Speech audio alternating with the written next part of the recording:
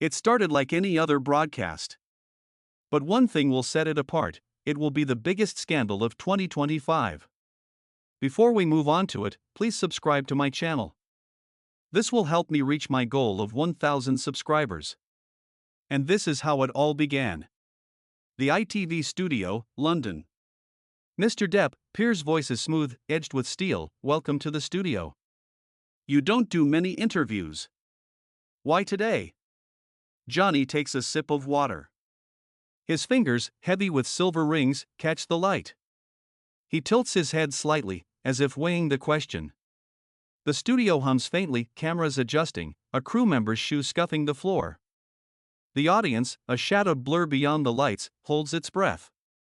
I figured it was time, Johnny says, his voice low, drawling, with a hint of gravel. You know, clear the air.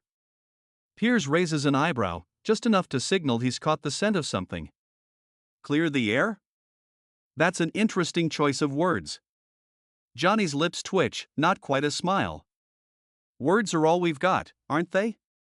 The camera lingers on his face, those cheekbones, still sharp despite the years, the faint lines etched around his eyes. He's dressed in black, a loose jacket, a scarf knotted carelessly at his throat. Piers, by contrast, is all edges, tailored suit, polished shoes, a man who thrives on control. The air feels like it's holding its breath. Let's talk about your career, Piers says, flipping through a notepad, though his eyes never leave Johnny. You've had quite the journey. From teen heartthrob to Pirates of the Caribbean to, well, the last few years. How do you reflect on that arc? Johnny shifts in his seat. The chair creaks, a small sound that feels louder than it should. It's been a ride, he says, pausing to sip his water again. You don't plan for the storms. You just sail through them. Piers leans forward, elbows on the table. Storms. That's a poetic way to put it. Some might say chaos. The word lands like a pebble in still water. Johnny's fingers pause on the glass. The audience shifts, a ripple of anticipation. Chaos? Johnny repeats, his tone light but his eyes narrowing. I'd call it life. You don't get to pick the weather. Piers chuckles, but it's a sound without warmth. Fair enough. But let's be honest, Johnny, your life's had more hurricanes than most. The lawsuits, the headlines, the personal battles. Do you ever feel like you've been your own worst enemy? The question hangs. The camera catches Johnny's jaw tighten, just for a split second. He leans back, crossing one leg over the other, his boot tapping softly against the table leg. Piers, he says, his voice still calm but with a new edge, you ever look in the mirror and wonder who's writing your story? The audience laughs, a nervous release, but Piers doesn't flinch. His smile widens, like a chess player spotting an opening. Oh, I know who's writing mine. The question is, who's writing yours these days? Hollywood? The tabloids? Or someone else? Johnny's fingers drum once, twice, on the glass. The sound is faint but deliberate, like a countdown. I write my own, he says, quieter now. Always have. The studio feels smaller, the lights hotter. The crew behind the cameras exchange glances. Piers flips another page in his notepad, though it's clear he's memorized every word. Let's talk about that. Writing your own story. You've had to fight for that, haven't you? Especially with certain allegations. The word allegations slices through the air. Johnny's face doesn't change, but his hand stills.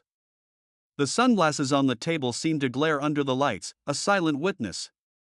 Careful, Piers, Johnny says, his voice low, almost playful, but there's a warning in it.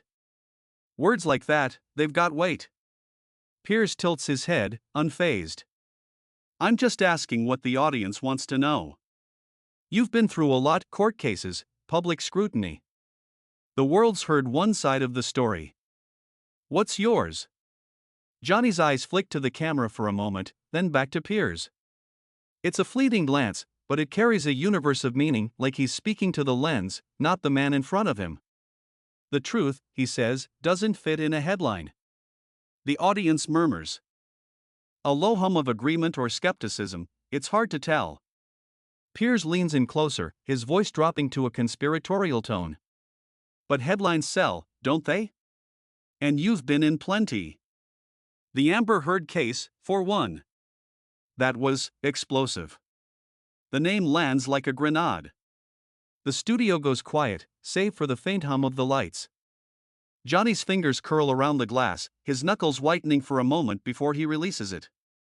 He leans forward, elbows on his knees, his gaze locked on Piers. Explosive, Johnny repeats, tasting the word. That's one way to put it. Piers doesn't blink. How would you put it? The camera zooms in, catching the faintest twitch at the corner of Johnny's mouth. He's still composed, but there's a storm behind his eyes, a flicker of something raw. I'd say, it's what happens when people think they know you better than you know yourself. Piers nods, as if he expected this. And yet, you came out of it stronger, didn't you? The fans, the support, the comeback. You're back in films, back in the spotlight. That must feel validating. Johnny lets out a short laugh, sharp and humorless. Validating? Piers, you don't get validated by surviving. You just keep going. The audience claps, a smattering at first, then louder. Piers raises a hand, as if to quiet them, but his eyes stay on Johnny, calculating. Surviving, he echoes. That's an interesting word. Because some might say you didn't just survive, you thrived. You turned the narrative around. How did you do that? Johnny's smile is gone now. He leans back, his hands resting on his thighs, but his fingers are still, too still. You don't turn a narrative, Piers. You live through it. You bleed through it. And then you get up. The air thickens. The crew feels it, the shift, the tightening of the rope. Piers' smile doesn't waver, but his eyes glint with something sharper.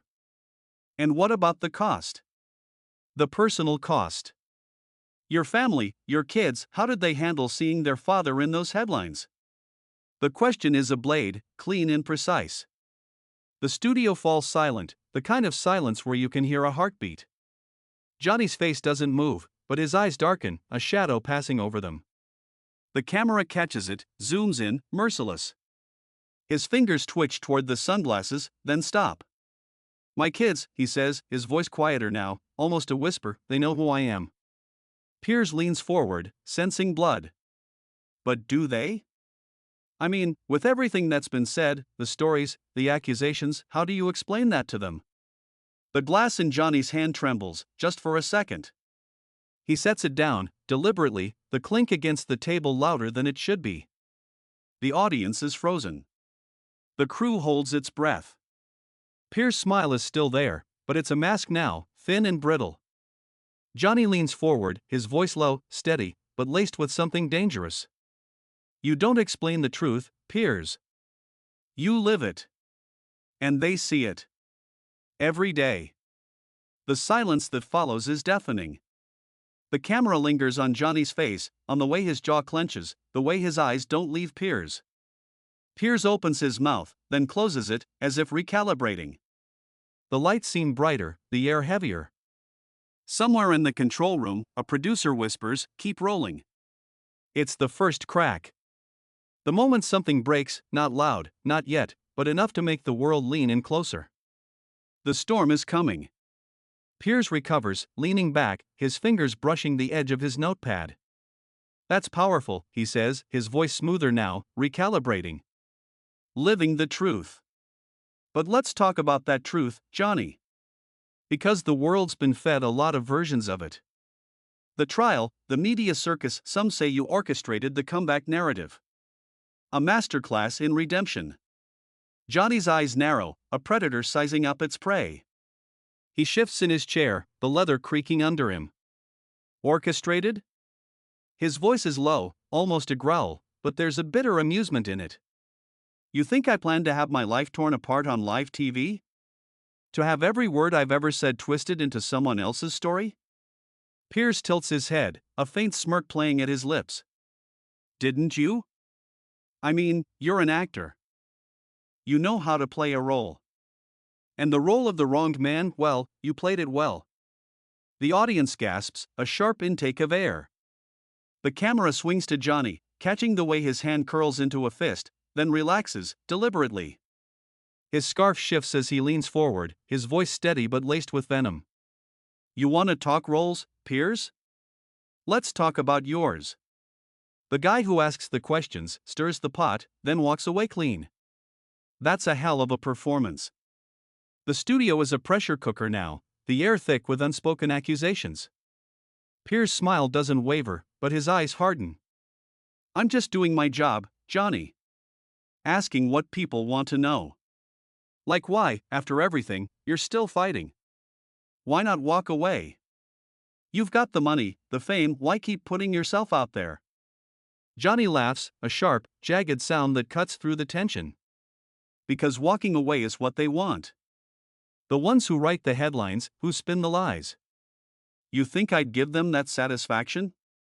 Piers seizes the opening, his voice dropping to a near whisper, intimate, goading. Them. That's a big word. Who's they, Johnny? The media? The X? The system? The camera zooms in on Johnny's face, catching the way his eyes flash, the way his lips part before he speaks. All of them, he says, his voice raw, unguarded for the first time. Every single one who thought they could bury me. But I'm still here, Piers. Still standing. The audience erupts, a wave of applause that feels like a release valve. But it's short-lived. Piers raises a hand, silencing them, his gaze never leaving Johnny. Still standing, he echoes, his tone almost mocking. But at what cost? You talk about your kids seeing the truth. What do they see when they look at you now? A fighter? Or a man who can't let go? The question is a match dropped in gasoline. Johnny's face changes, not anger, not yet, but something deeper, more dangerous. A wound, reopened. He leans forward, his voice barely above a whisper, but it carries the weight of a scream. They see a father who didn't run. Who didn't let the world tell him who he is. You ever had to fight for that, Piers? Or do you just sit there, throwing stones, thinking you're above it all? The studio is silent again, the kind of silence that feels like the world holding its breath. The camera catches Piers' face, his smile gone, his eyes wide for a fraction of a second. The crew exchanges glances, unsure whether to cut to commercial.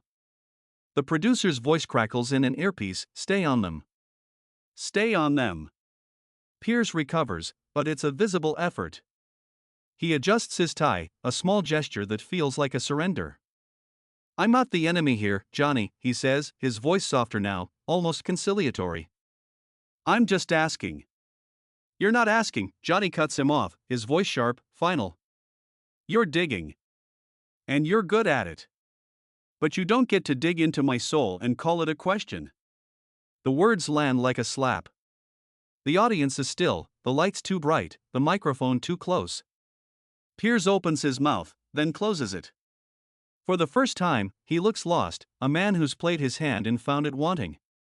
Johnny leans back, his face unreadable, but his eyes burn with something raw, something true. The silence stretches, broken only by the faint clink of Johnny's rings as he picks up his sunglasses, turning them over in his hands. The camera follows the movement, obsessive, as if the glasses hold the key to what's just happened. Piers clears his throat, glancing at his notepad, but the pages are blank now, a prop abandoned. Well, Piers says finally, his voice strained, I think we've given the audience a lot to think about. He forces a smile, but it's brittle, cracking at the edges. Thank you, Johnny, for being so candid. Johnny doesn't respond. He just looks at Piers, then at the camera, his gaze steady, unyielding. The audience waits, expecting something, an apology, a quip, a resolution. But Johnny just stands, slipping his sunglasses on, the movement slow, deliberate. The scarf swings as he turns, his boots echoing on the studio floor as he walks off the set. The camera follows him until he disappears into the shadows beyond the lights. The studio is quiet, the air heavy with the weight of what's just happened. Piers sits alone, staring at the empty chair across from him. The glass of water sits untouched, a faint ring of condensation pooling around its base. The microphone hums faintly, picking up the sound of his breath, uneven, unsteady. The feed cuts to black. The clip hits X within minutes. Johnny Depp walks off Piers Morgan's show trends before the broadcast even ends. Snippets of the exchange, Johnny's "You don't get to dig into my soul" and Piers' stunned silence loop endlessly, racking up millions of views. Comments flood in, Depp just ended him. Piers thought he could play the game and lost. That look in Johnny's eyes, damn. The tabloids pounce. The Sun runs a headline, Depp's explosive exit, the truth he couldn't say. TMZ posts a grainy screenshot of Johnny's face, mid-sentence, captioned, "The moment Piers went too far." TikTok is a wildfire of reaction videos, fans dissecting every pause, every glance, every word. In the studio, the lights are off now, the crew gone. Piers sits alone in the green room, scrolling through his phone, the glow illuminating his face. His thumb hovers over a post, a clip of Johnny's final words, already at 2.3 million likes. He sets the phone down, rubs his eyes, and takes a long sip of water.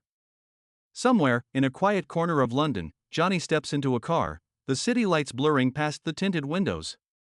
He pulls off his sunglasses, staring at his reflection in the glass. The driver says nothing, and neither does he. The show is over. But that moment, Johnny's eyes locking onto the camera, burning through the lens, lives on, a truth that doesn't need words to survive.